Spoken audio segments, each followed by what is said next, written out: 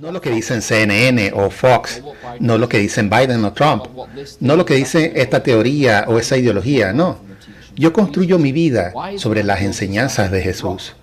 El hombre sabio construye su casa sobre la roca, y cuando llegan las tormentas de la vida, la casa y la verdad que estás edificando no se derrumban. Y la roca sobre la cual debemos edificar, como lo dice el final de Mateo 7, son las enseñanzas de Jesucristo. Entonces, ¿estamos poniendo en práctica las enseñanzas de Jesús? ¿Conocemos las enseñanzas de Jesús? ¿Nos estamos alimentando de las enseñanzas de Jesús? Si no lo estamos haciendo, seremos como los hombres necios que construyen su casa sobre la arena. Y cuando las tormentas de la vida golpeen tu puerta, como lo harán, Efesios 6:13 dice que cuando llegue ese día malo, y llegará a cada hogar, a tu casa, a lo que has construido, se revelará que no es de oro, ni de acero, ni cemento, ni hierro. Será como solo madera y paja, y simplemente se derrumbará. Cuando ves a personas seculares lamentándose por la pérdida de un hijo, lamentándose sin esperanza, te das cuenta de que no han edificado sobre la verdad. Cuando ese hijo muere, sus vidas se destrozan. Pero si conocieran la verdad acerca de Dios y la belleza de la resurrección, podrían ver más allá de la tumba y ver que un día ese hijo les será devuelto. Lo que construyes en tu vida importa. Debemos construir nuestras vidas personalmente como seguidores de Jesucristo sobre las enseñanzas de Jesús. Así que quiero animarte a que, si no haces nada más desde anoche y hoy, comiences a leer y memorizar partes de las enseñanzas de Jesucristo y a ponerlas en práctica en tu vida.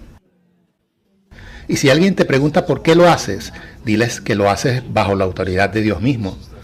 Esto es lo que dice el Señor y esto es lo que estoy haciendo. No importa lo que los mandatos puedan decirme, no importa lo que los gobiernos puedan decirme, no importa lo que mi cónyuge pueda pedirme. Mi palabra se basa en la palabra de Dios. Pero los hombres prefieren hacer sus obras en la oscuridad porque prefieren sus pecados. Pero aquellos que construyen sus vidas sobre la verdad vienen a la luz. Es curioso.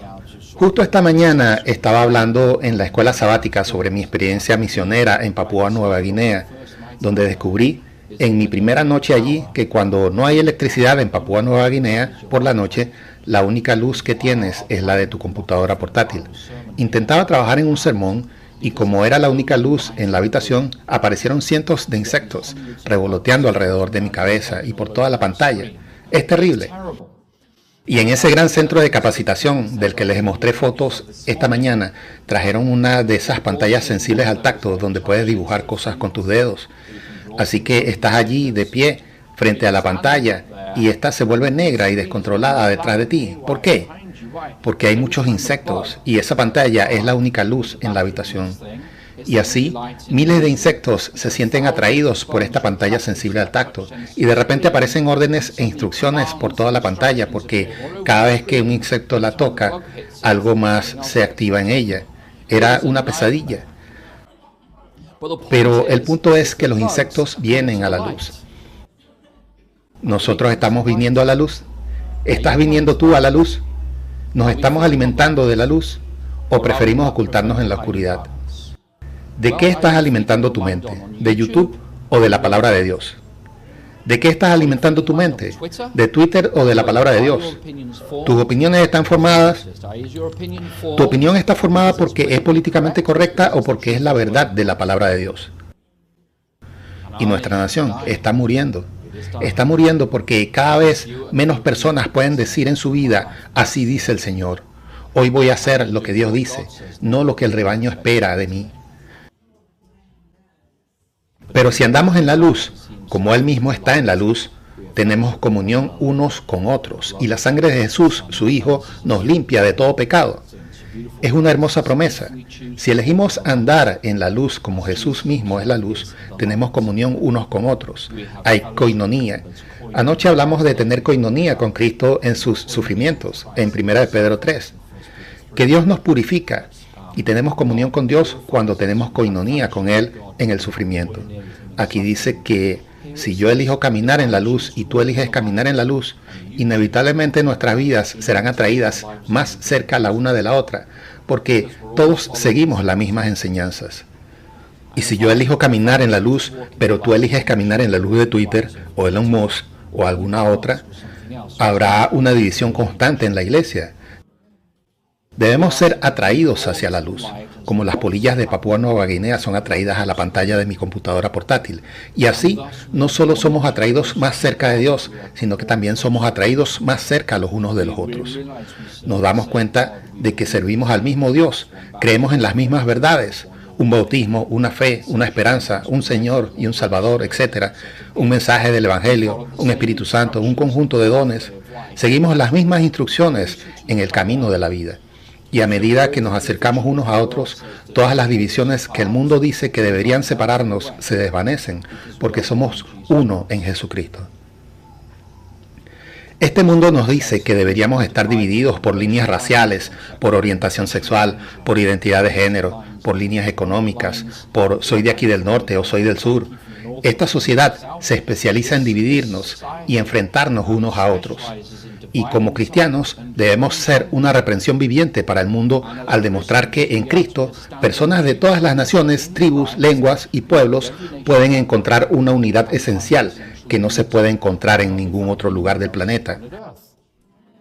Y encontramos esa unidad no cuando nos sentamos y nos tomamos de las manos y esas cosas y tenemos esos momentos emocionales de unión. No, encontramos la unidad cuando venimos a Jesucristo y todos decimos, ¿qué dice Jesús sobre esto?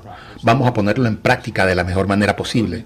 Solo así encontramos la unidad en Jesucristo y podemos ser una reprensión viviente para las ideologías del mundo que nos dividen hoy en día, reconociendo que incluso aquellos que tienen comunión con Dios continuarán necesitando limpieza del pecado.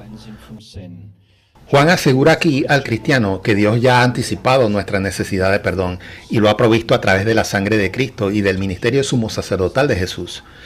Si continuamos en la luz, si yo camino en la luz, construyo mi vida en la luz, solo camino donde está la luz. Si hay luz aquí y hay oscuridad allá, no me desviaré por el camino oscuro. Y si todos buscamos caminar en la luz y acercarnos a la luz, tenemos la seguridad de que cuando tropecemos, y lo haremos, la sangre de Cristo nos limpiará de toda injusticia.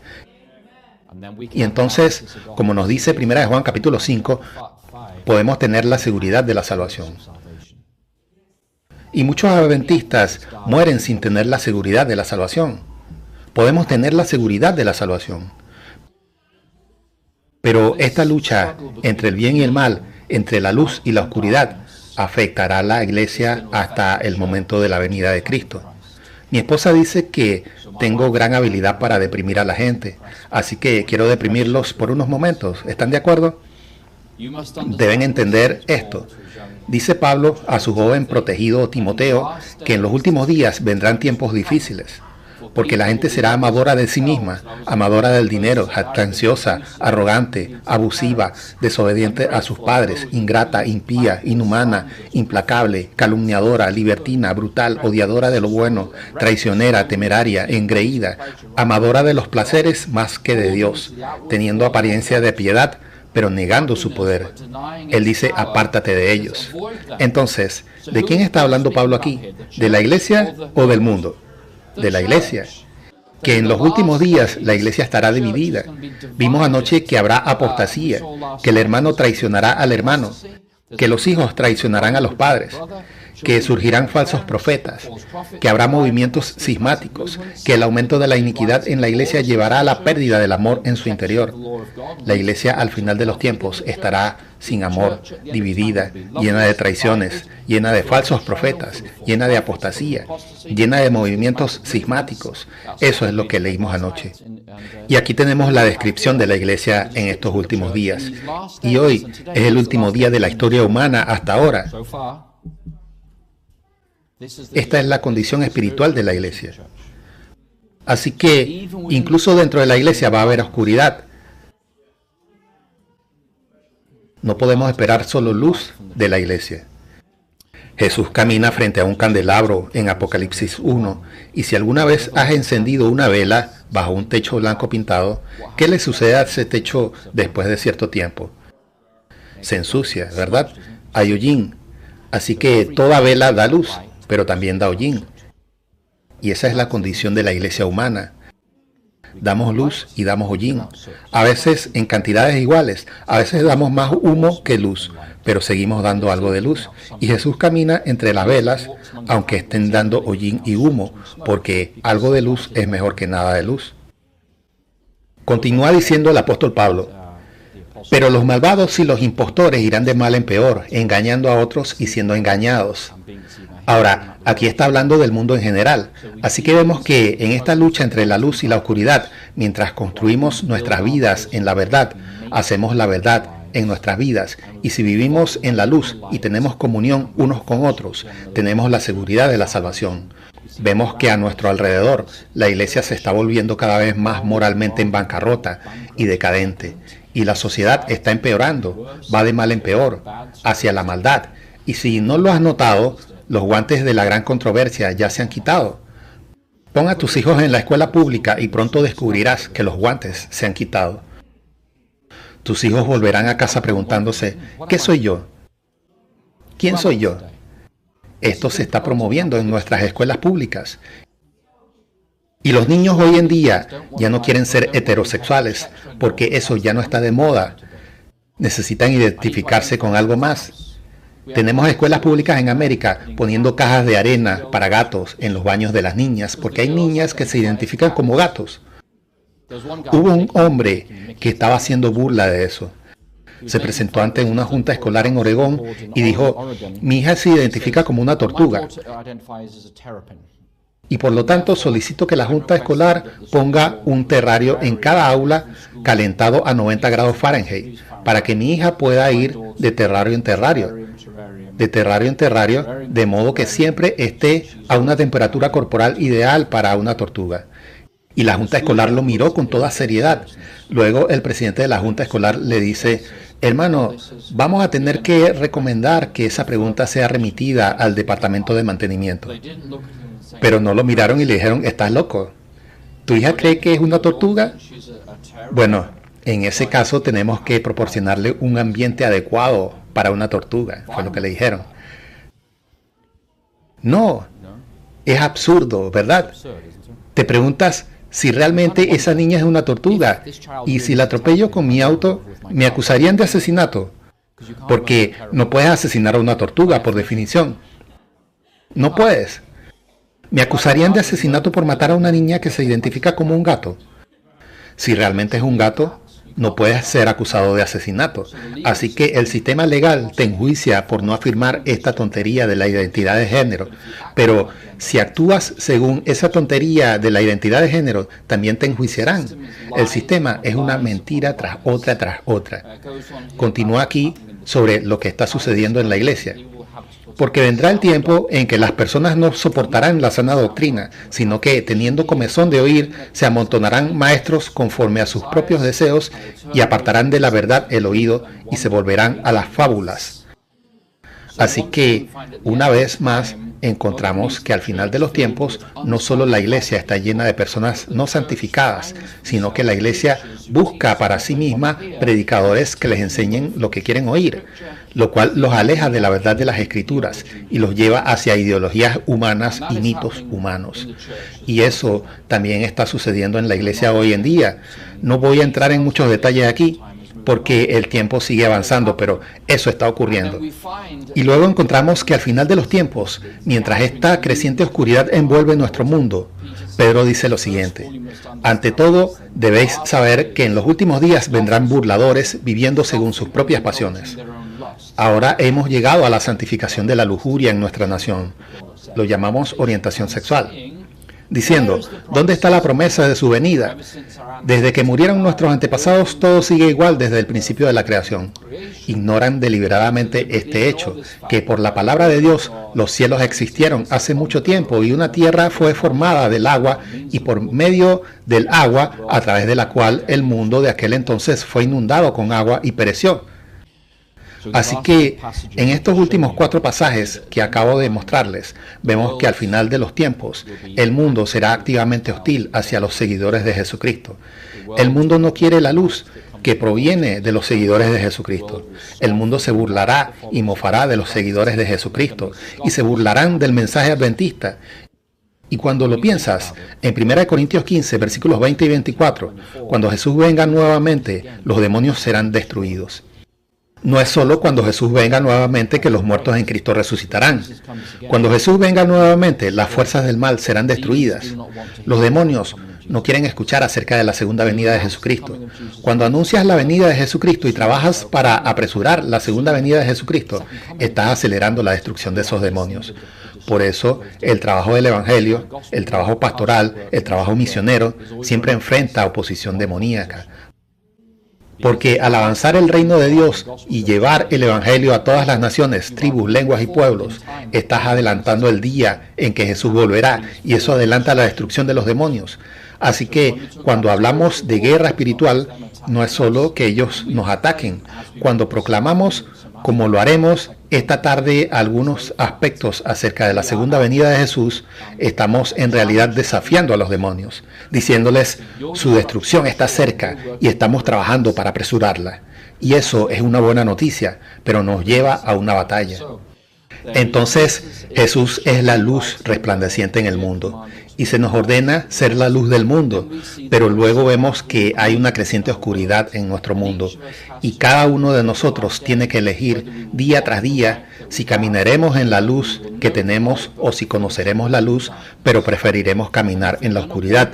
Y si vamos a caminar en la luz, significa que vamos a construir en base a la verdad nuestras vidas, nuestros hogares, nuestros matrimonios, nuestros negocios, nuestras empresas. Estamos construyendo en la verdad. La estamos tejiendo en cada aspecto de nuestras vidas.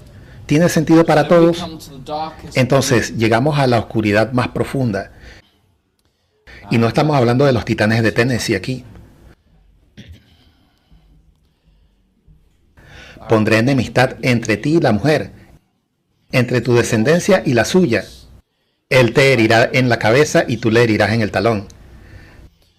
Desde el principio de la historia humana ha habido dos grupos opuestos, la mujer y la serpiente. La descendencia de la mujer versus la descendencia de la serpiente. Puedes preguntarte, ¿quién es la serpiente? Bueno, la mayoría de nosotros lo sabemos, pero para aquellos que no lo saben, explicamos la escritura con la escritura. El gran dragón fue arrojado, esa serpiente antigua llamada el diablo y Satanás.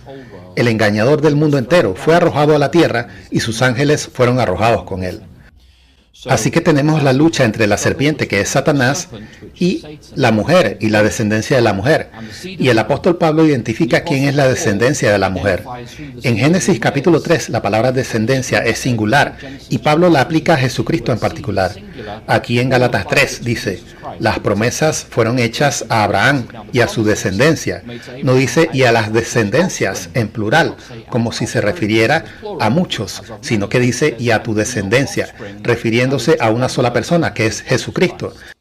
Así que Jesús es la descendencia de la mujer. Satanás es la serpiente en esta lucha aquí. Pero la descendencia de la mujer también es la iglesia de Cristo.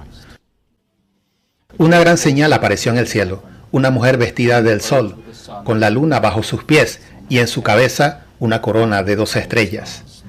Y a lo largo de la historia de la salvación, la descendencia de la mujer, en plural, es decir, aquellos que son fieles a Dios, siempre han estado luchando contra Satanás, el príncipe de las tinieblas. Siempre ha sido así. Comenzamos en Hebreos 11:4 con Abel y Caín. Abel caminó en los pasos de su Padre Celestial. Se dice que Abel ofreció a Dios un sacrificio más aceptable que el de Caín, y a través de esto recibió aprobación como justo. Dios mismo dando aprobación a sus dones. Él murió, pero a través de su fe aún habla. Abel caminó en los pasos de su Padre Celestial, en el camino de la cruz, y se identificó con el Cordero de Dios, inmolado desde la fundación del mundo. Y la línea fiel de Abel murió, fue reemplazado por Set en Génesis 5. Esta línea justa vio una longevidad increíble, como Matusalén, Enoc. Enoc no murió, sino que fue llevado al cielo. Estuvo con Dios. Ya no estaba porque Dios lo llevó, dice Génesis 5:24.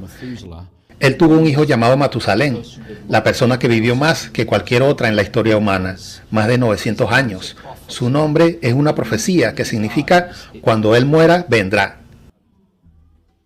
¿Qué iba a venir? El diluvio. Justo después de que Matusalén muriera, vino el diluvio. Así que mientras Matusalén estaba vivo, todos sabían que había esperanza.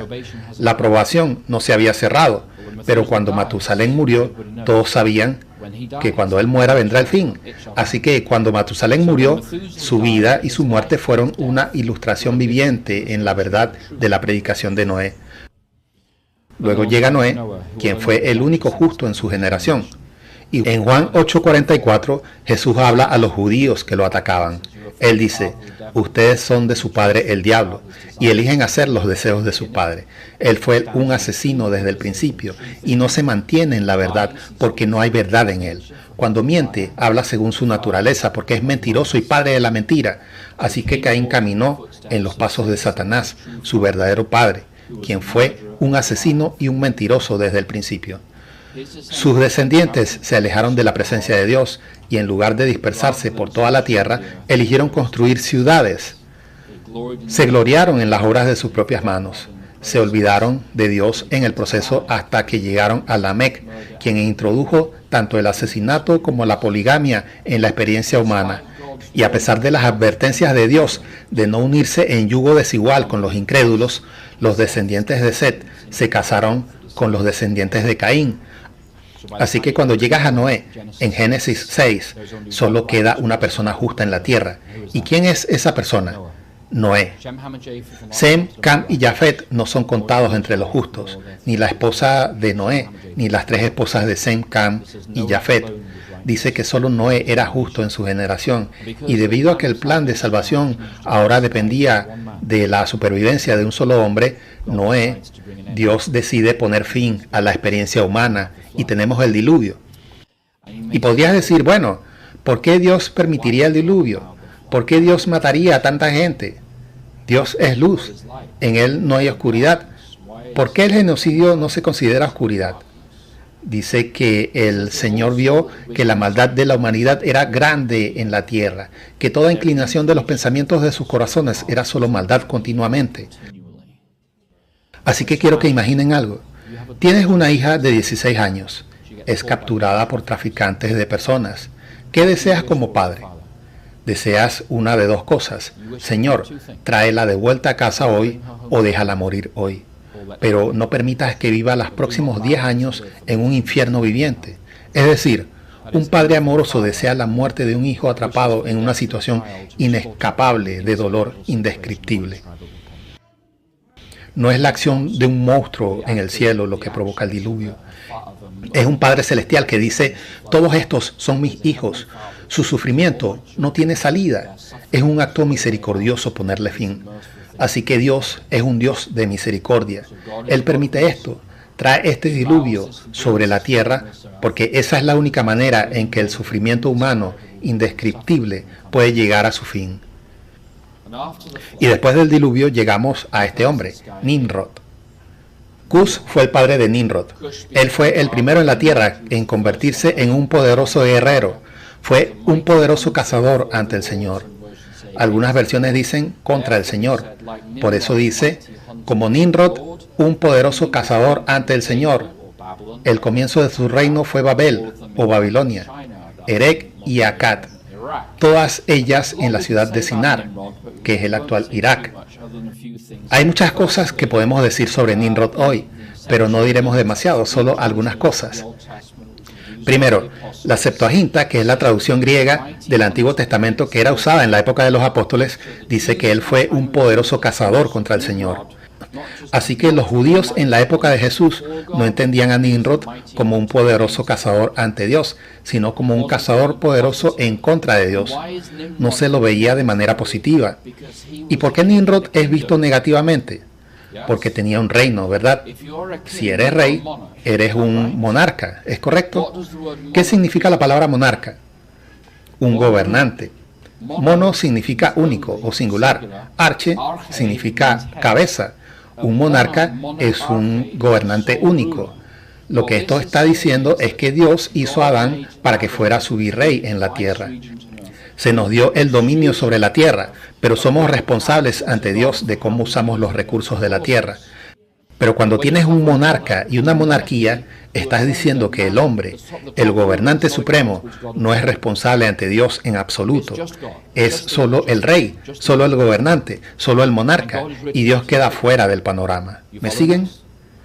Así que esta es la razón por la cual la llegada de la monarquía es la llegada del humanismo secular, que dice que no hay un Dios allá afuera. Nosotros resolvemos nuestros propios problemas.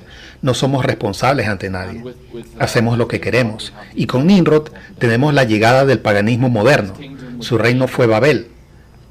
La palabra Bab-Ilú significa puertas de Dios. Significa que los dioses están de alguna manera distantes, pero ahora los hombres son supremos y soberanos en los asuntos de los hombres en la tierra. Así que con Nimrod tenemos la llegada del humanismo, la llegada del deísmo y la llegada del paganismo. Ahora, el paganismo fue diseñado para luchar contra la fe en el Mesías. Escuchen esto con atención, hermanos y hermanas. Si aceptamos la mentira de Satanás, ciertamente no morirás. Entonces las consecuencias del pecado no son la muerte, porque no vas a morir. Y si el pecado no lleva a la muerte, entonces no necesitas un Mesías. Así que la mentira original te enseña que no tienes necesidad de un Salvador. El paganismo antiguo fue el espiritismo moderno en su infancia, y el paganismo antiguo y el espiritismo moderno están construidos sobre la misma mentira, la inmortalidad del alma. Esta es la mentira fundamental que sostiene el Islam, el catolicismo, el paganismo, el hinduismo, el budismo y el animismo. Todas estas grandes religiones en la historia de la Tierra y en nuestro mundo actual han abrazado la mentira básica de la inmortalidad del alma. Como tal, todas estas son religiones satánicas que luchan contra nuestra necesidad y nuestra fe en el Mesías de Dios, quien fue enviado para tratar el problema del pecado. El secularismo es otro tipo de mentira. Está basado en la mentira de que no hay nada más allá de esta vida. Y si no hay nada más allá de esta vida, entonces no necesitamos un Salvador que te dé vida eterna. Así que tanto el secularismo como todas estas otras religiones provienen en última instancia de Satanás. Ahora, cuando Nimrod murió, se decía que su espíritu se había vuelto inmortal y que voló hacia el sol para convertirse en el Señor del cielo. Su esposa sobreviviente afirmó que su vientre fue milagrosamente impregnado por un rayo del sol y el hijo resultante, llamado Tamuz, se convirtió en el dios sol. Esta fue la primera trinidad falsa: Nimrod, el dios sol; Semiramis, la diosa luna, la reina del cielo; y Tamuz, la estrella brillante de la mañana o el Mesías falso. Esa trinidad falsa se ha extendido por muchas partes del mundo. Les daré algunos ejemplos: Israel, Fenicia, Babilonia, Asiria, Grecia, Roma, Egipto, India, China, México, Escandinavia. Esa trinidad falsa ha volado por todo el mundo y proviene originalmente de Nimrod y de Satanás, insertando el paganismo en la experiencia humana como un sustituto del Evangelio. La astrología moderna es una forma de paganismo que abraza todas las formas del ocultismo. Su autor es Satanás, quien una vez fue Lucifer, el brillante o iluminado. Los guías espirituales de los astrólogos de hoy no son más que demonios. Los dioses estelares principales de los paganos son los dioses de la astrología, que en el pensamiento pagano se cree que son solo emanaciones del único Dios verdadero, que es el Dios Sol, el gobernante del zodíaco, y se cree que Él controla tu vida. Y hoy estas mentiras de Satanás, esta oscuridad de Satanás, son omnipresentes. Impactan cada aspecto de nuestra cultura. Está en nuestro entretenimiento, está en nuestros libros, está en nuestra música, está en el crecimiento masivo del ocultismo, una mezcla de prácticas paganas y en la ideología transgénero. Satanás ya no se esconde. Sin embargo, su acto culminante, cuando la oscuridad está en su punto más profundo, la última y abrumadora ilusión será impersonar la segunda venida de Cristo mismo. Vamos a pasar unos minutos mirando eso. Segunda de Corintios 11:14 dice: no es de extrañar, pues, que Satanás se disfraza como ángel de luz. La hermana White habla de esto de esta manera. Ella dice: Satanás hará maravillas ante los hombres para hacer que el mundo crea que Él es Cristo, que ha venido la segunda vez a nuestro mundo. Se transformará en ángel de luz, pero aunque lleva la apariencia en todos los aspectos, en lo que respecta a la apariencia, Él no es Cristo.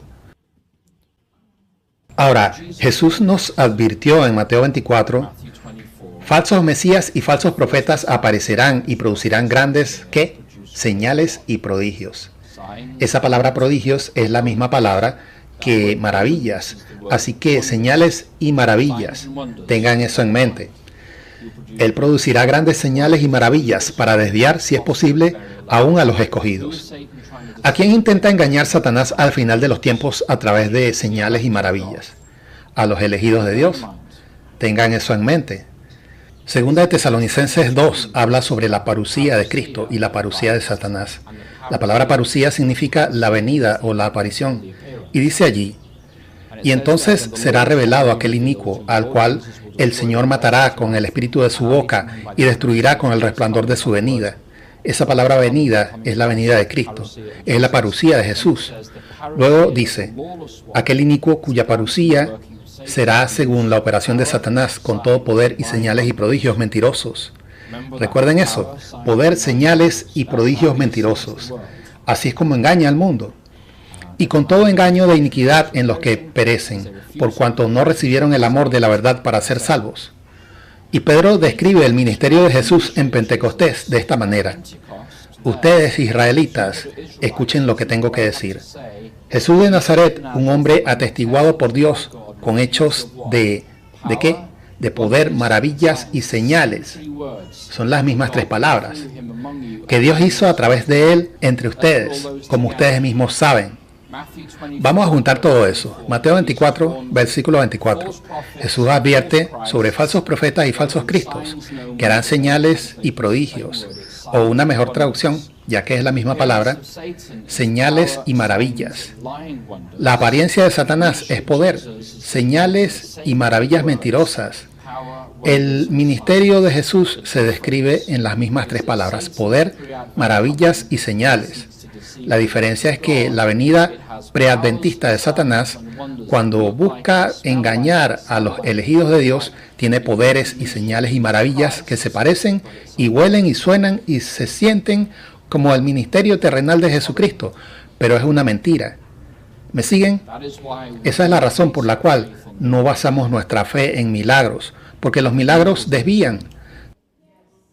Satanás puede hacer que tengas enfermedades increíbles. Satanás puede sanarte milagrosamente de tus enfermedades. No confiamos en milagros para nuestra fe, porque Satanás engaña a través de los milagros. Él no puede imitar la palabra de Dios, pero puede imitar los milagros. Así que leamos sobre la venida de Satanás con más detalle. En El conflicto de los siglos, no me gusta poner texto así, pero lo he hecho hoy. Como el acto culminante en el gran drama de la decepción, Satanás mismo impersonará a Cristo. La Iglesia ha profesado durante mucho tiempo esperar la venida del Salvador como la consumación de sus esperanzas. De hecho, los musulmanes están esperando el regreso de Jesús. Muchos budistas están buscando el regreso de un maestro elevado. Muchos judíos están esperando el regreso del Mesías. Los católicos están esperando el regreso de Jesús y también los protestantes. Más de la mitad del planeta Tierra está esperando la llegada de una figura celestial. Por eso estamos todos propensos, estamos preparados para el engaño. Ahora el gran engañador hará que parezca que Cristo ha venido. En diferentes partes de la tierra, Satanás se manifestará entre los hombres como un ser majestuoso, de deslumbrante brillantez, que se asemeja a la descripción del Hijo de Dios dada por Juan en Apocalipsis. La gloria que lo rodea no tiene comparación con nada que los ojos mortales hayan visto hasta ahora. El grito de triunfo resuena en el aire. ¡Cristo ha venido! ¡Cristo ha venido! La gente se postra en adoración ante Él, mientras Él levanta sus manos y pronuncia la bendición sobre ellos, como Cristo bendijo a sus discípulos cuando estaba en la tierra. Su voz es suave y tranquila, pero llena de melodía.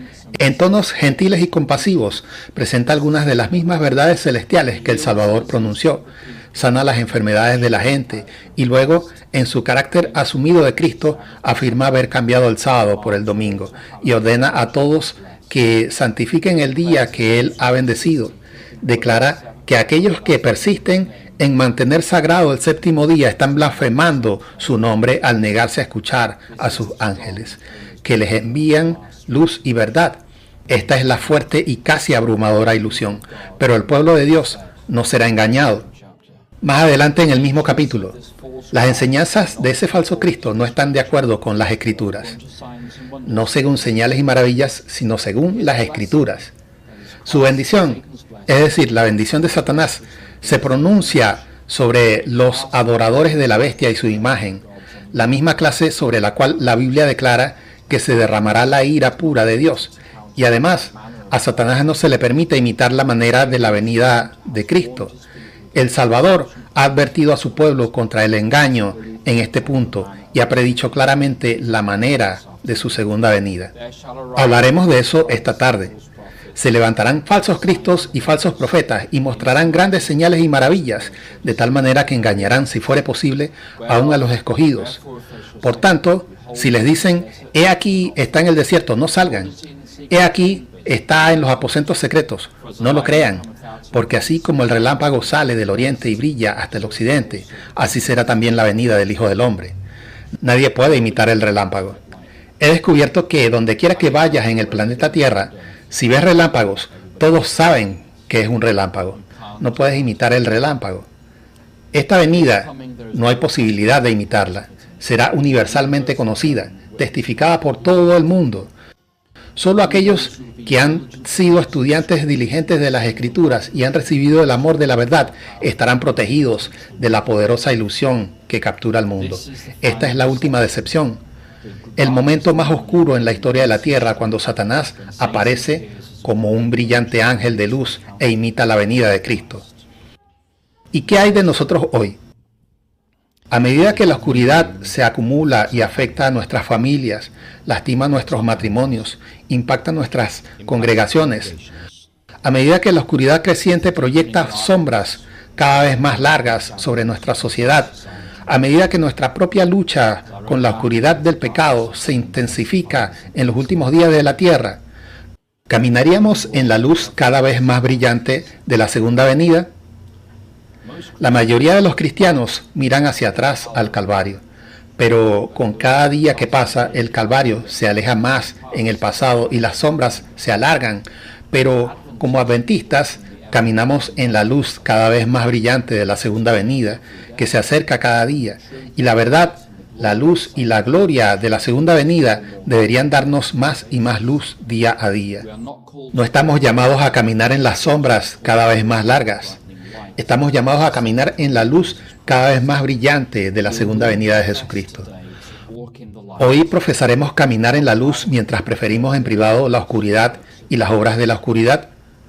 ¿O realmente elegimos caminar en la luz y hacer y construir y vivir la verdad de las enseñanzas de Jesús en nuestras vidas profesionales y personales y tener comunión unos con otros y con Jesús como la luz del mundo? Esa es nuestra elección hoy. Así que, en conclusión, un par de cosas aquí. Busquen al Señor mientras pueda ser hallado. Clamen a Él mientras está cerca. Deje el malvado su camino y el injusto sus pensamientos. Que regrese al Señor para que tenga que sobre ellos misericordia. Y a nuestro Dios, porque Él hará que perdonar. Así que si el Espíritu Santo te ha hablado hoy y te ha dicho, hay oscuridad en tu vida, hermano o hermana, esta es una promesa de Dios para ti. Mientras estés vivo, mientras sea de día, trabaja las obras de aquel que nos envió y apártate del pecado. Y si el Espíritu te ha convencido de un pecado particular en tu vida, no endurezcas tu corazón, sino apártate de ese pecado hoy. Cuando llegues a casa, arrodíllate junto a tu cama y confiesa ese pecado ante Dios y recibe por fe el perdón de Dios y pídele la gracia y la fuerza para superar ese pecado y esa inclinación malvada en tu vida para siempre. No dice que Él pensará en tener misericordia de ti, dice que tendrá misericordia de ti. Isaías 1:16. Lávense, purifíquense, quiten el mal de sus obras de delante de mis ojos y dejen de hacer el mal. Así que no solo debemos entregarnos, como dice en Isaías 55, a ayunar, orar y buscar al Señor mientras puede ser hallado, sino que también debemos elegir positivamente apartarnos y renunciar a toda oscuridad conocida en nuestras vidas. Dios es luz y en Él no hay ninguna oscuridad en absoluto. A todos los que creyeron les dio poder de hacerse hijos e hijas de Dios. Si soy un hijo de Dios, entonces no puede haber oscuridad en mi vida. Esa es mi ascendencia espiritual, es mi derecho de nacimiento espiritual, es lo que Dios está buscando de mí en mi vida como su hijo, es lo que está buscando en ti, en tu vida. Nos apartamos de la oscuridad y pedimos que nuestras vidas se llenen solo con la luz de la bondad, el carácter y la misericordia de Dios. Debemos trabajar las obras de aquel que me envió mientras es de día, volviendo al círculo completo de donde comenzamos nuestro viaje hoy. Viene la noche cuando nadie puede trabajar. Quiero invitarte hoy a recomprometerte con Dios, que haremos todo lo posible para aliviar el sufrimiento humano siempre que y donde sea que lo encontremos. Hagan saber a la gente que la Iglesia Adventista del Séptimo Día de Jasper es un lugar de esperanza para los que sufren en esta comunidad, donde personas de todos los trasfondos pueden venir y encontrar sanación, esperanza y salud para el futuro. Así que comprometámonos a hacer esto. Eso significa dar nuestro tiempo. Es fácil dar dinero, es fácil dar un cheque. Lo difícil es dar tu tiempo. Pero eso es lo que importa. La gente quiere una conexión humana, alguien que se siente y los escuche. Hagan saber a la gente que los seguidores de Jesucristo alivian el sufrimiento humano donde quiera y siempre que se encuentren con Él. Y el último texto para hoy. Sé que Arnold me está haciendo señas desde atrás. Dice, tenemos una cena a la cual asistir. Muy bien, gracias hermano Arnold. Gracias por recordarme. Nuestro último texto para hoy, este es Pablo. Ha sido rechazado por los judíos de esta ciudad particular en Hechos 13. Y él dice, porque así nos ha mandado el Señor diciendo, te he puesto por luz para los gentiles, para que lleves salvación hasta los confines de la tierra. Ese versículo fue pronunciado primero en Isaías sobre el pueblo de Dios Israel. Luego fue aplicado por Simeón sobre el niño Cristo cuando Simeón fue llevado a él en el templo. La tercera vez que se aplica este versículo de Isaías es a la iglesia de Dios, que estamos llamados por Dios para hacer luz para los gentiles, para que llevemos salvación hasta los confines de la tierra. Quiero desafiarte hoy a comprometerte a llevar salvación hasta los confines de la tierra. Piensa en lo que vas a hacer como iglesia. Quizás vas a apoyar un misionero, o tal vez tú vas a ser un misionero. Quizás quieras apoyar a la radio adventista o a Hope TV, pero haz algo en la gran controversia para llevar luz hasta los confines del mundo. Todos pueden hacer algo. En AFM decimos ora da ve. Todos pueden hacer una de esas tres cosas. Hemos recorrido un largo camino hoy, ¿verdad? Hemos llegado lejos. No estoy